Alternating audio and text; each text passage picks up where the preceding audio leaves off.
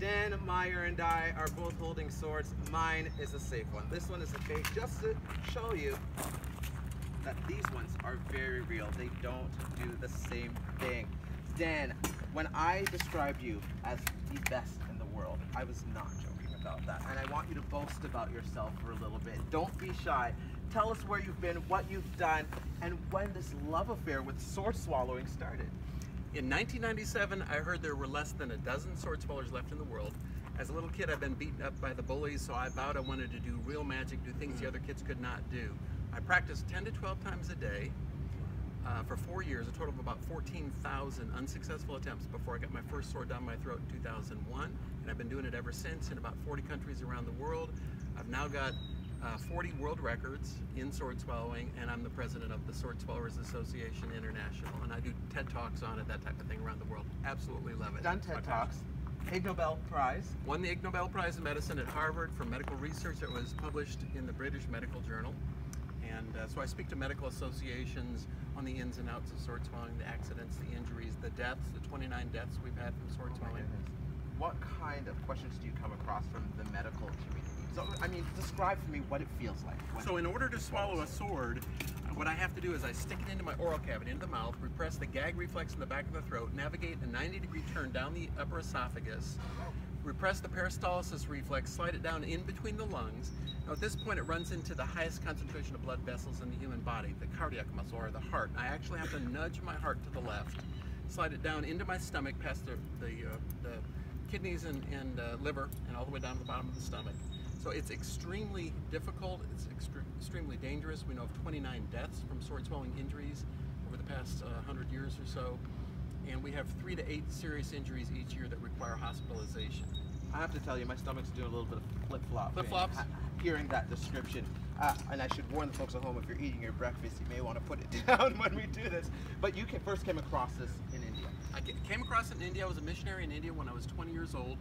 In Andhra Pradesh, the area where it first started about 4,000 years ago. And from India it moved north to China and eventually over to Europe, and then into the United States in 1819 and 1893 at the Chicago World's Fair. Here we are today, 1938 replica, and we've got the 1938 Ferris wheel over here. I'm sorry, 1917 Ferris wheel, a 100-year-old Ferris wheel, 1938 vehicles, and merry-go-round. So I'm kind of 1938 style sword swallower. There we go. All right, let's step out from under here and give our viewers a bit of a show. Tell us what you're going to be doing first. I'm going to swallow a small sword here first, just to kind of warm up my throat. Inhale the orange just to prove that it is really real. Swallow this one. This one's rather sharp. This one that tastes like orange juice breakfast.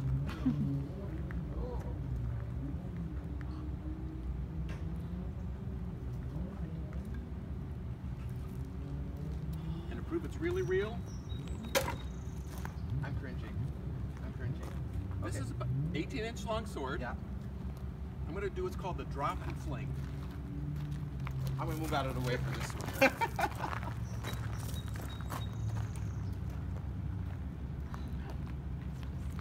And the fling, folks. Good. My goodness. Now, you've also swallowed these clippers. I swallowed the hedge clippers. They're giant hedge clippers. Borrowed them from my dad. He's still looking for them. Tastes like hemlock.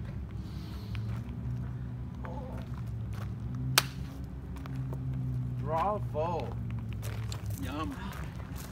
So how do the kids react to your performance? They usually cringe. They freak out a little bit? I have to tell them, don't try this at home. Okay. You have too many injuries. All right, grand finale here, Dan. All right. 30-inch sword, 24-inch long blade. This will go down to my belt buckle here. Okay. Are you right-handed or left-handed? I am a right-hander. I'm going to let you pull it out with your right hand. You're going to let me do what? I'm going to let you pull it out with your right hand. Okay. Here goes.